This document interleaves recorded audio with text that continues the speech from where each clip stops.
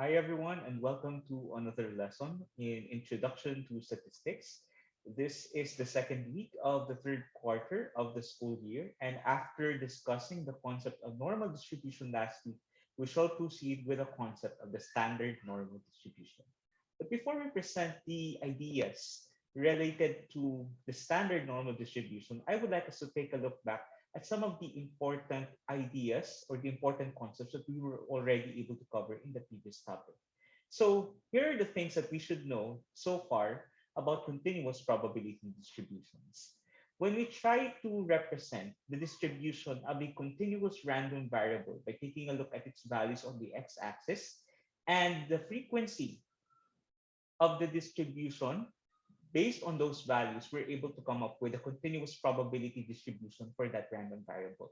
It's a probability distribution of a continuous random variable and whose shape, which we are very interested in, is determined by its graph.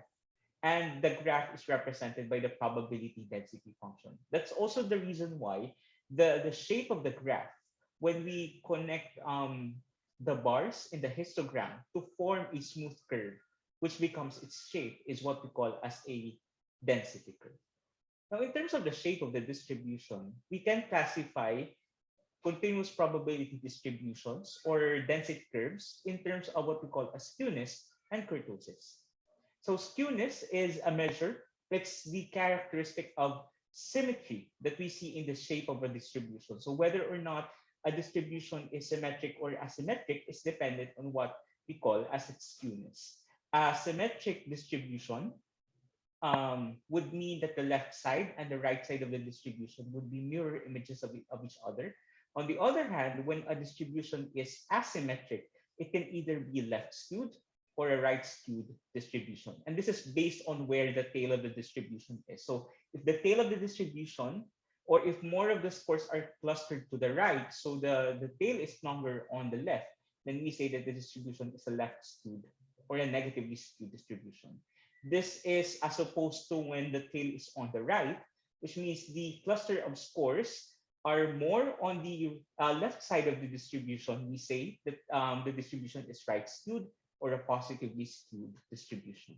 Now, aside from skewness, another characteristic that we can use in order to describe the shape of the distribution or density curves is through the concept or through the characteristic that we call as kurtosis. And this is how much of the scores cluster in the tails or how peaked the distribution is. So if the shape of the distribution appears to be peaked, typically peaked, which means that it's not it's the usual way that we see distributions to be, and you would understand this much better when we try to compare normal distributions with those that are not necessarily normal. We call the distribution as mesocritic when the peak of the distribution is typical. But if the peak of the distribution appears to be flatter than the usual, then we call it as a platycritic distribution. On the other hand, if the peak of the distribution is sharper, then we say that the distribution is leptocritic. We also said in the previous lesson that when a distribution is both symmetric and mesocritic, chances are we're dealing with what we call as a normal distribution.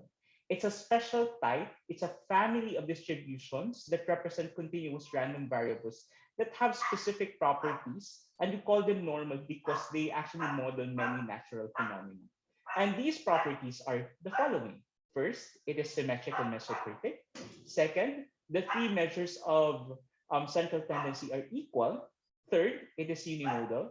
Fourth, we remember that the shape of the distribution is determined by the two parameters, the mean and the standard deviation. So the mean of the distribution can be used together with the standard deviation to determine other points along the x-axis of the shape of the distribution or the density curve. It also follows the empirical rule, and more on that later. Even if we discussed it last week, I think there's a need to clarify how the empirical rule can be applied to solve several problems. Number five, it is asymptotic to the horizontal axis.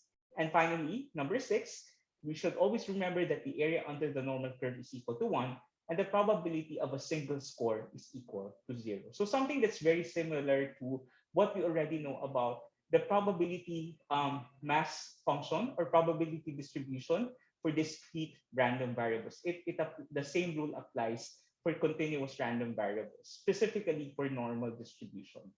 Now, let's go back to the idea of the empirical rule. You would remember that the empirical rule is a way to determine the area of specific regions under the normal curve that are bounded by um, integral multiples of the standard deviation. So in a normal distribution, such as the one that we see over here, the mean is found in the middlemost part. That's also where the median and the mode are found.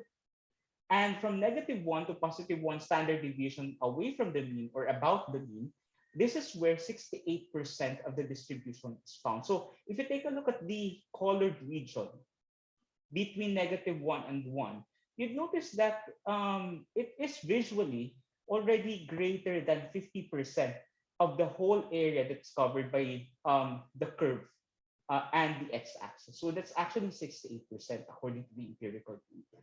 The rule states also that between -2 to +2 standard deviations, this covers 95% of the whole area under the normal curve. And finally, from -3 to +3 standard deviation, this covers 99.7% of the area. All right.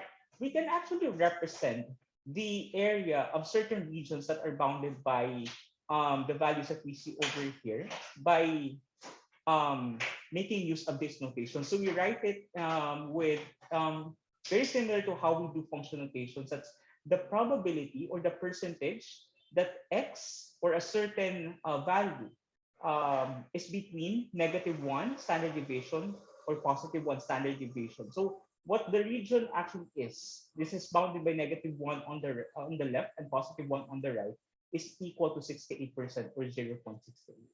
Okay, and we will present other examples of how we can write certain other regions or represent the area of certain other regions using the same notation. Now, let's do a quick exercise. What I would like you to do now is to determine the area of the region under the normal density curve as shown in these examples. What do you think is the area of this region? You can pause the video every time you ask a new question and so that you can have time to think about it and then just play it again once you feel like you already have an answer in mind that you would like to double check. All right. So to help you answer this question, we need to remember that according to the empirical rule, from -1 to +1 standard deviation, this covers 68%. And because the normal curve, the normal density curve is symmetric with respect to where we find the mean, that means that this region over here, bounded by the mean and 1 standard deviation, must be identical to the region that we see from -1 to the mean. Only that it is the mirror image of the other part or the other half of this region over here. So if the area from -1 to 1 is 68, then definitely you would be able to determine that the area of this region over here is 34% of the whole area of the of the normal curve, or just simply 0.34. And that also means that the other half of it would have the same area. That's also 34%. Now, if we are interested on whatever is outside or beyond the boundaries that we have set, -1 and +1, then we can easily just subtract the 68% that's credited for the region between -1 and 1 from the total 100%. So the area of these two regions combined must be 32% or 0.32. And of course, half of that, or just half of those two similar regions, two identical regions in fact, would be half of 32% or 16% or 0.16. Let's take a look at another one. How about this one? Now, notice that we can use this second statement under the empirical rule that states that from -2 to +2 standard deviation, we would get 95% of the distribution. So half of it, which is what we see over here, that's the right half from the mean to 2 standard deviation, that will be 1/2 of 95, which is 47.5 or 0.475. You also know that since the density curve, the normal density curve is symmetric, that means that from the mean to any tail, whether left or right, that's 50%. And since we already know that from the mean to two standard deviation, or positive 2 sigma, that's 47.5, then what would be left of the 50%? The rightmost 50% would be whatever is the area of the region that we see over here on our screen. So this actually equal to 2.5% or 0.25.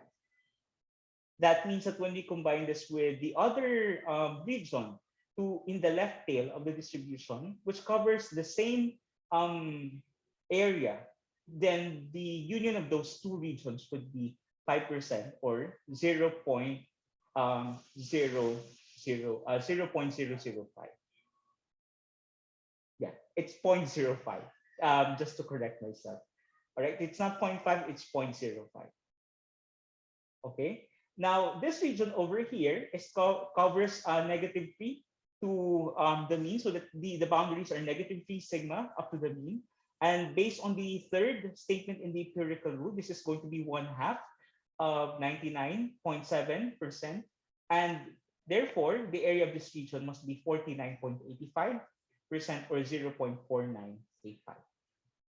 But if we're interested in that very small portion beyond 3 sigma or even -3 sigma going to either the right or the left tail of the distribution, this is going to be just 50% minus 49.85%. So that very small region there would cover the 0.15% of the normal curve or 0.0015. All right. So these are the regions of the normal curve that you need to remember when you try to look for the area of certain regions by making use of the empirical rule. So any of the regions that are beyond -3 or +3 are each equal to 0.15%.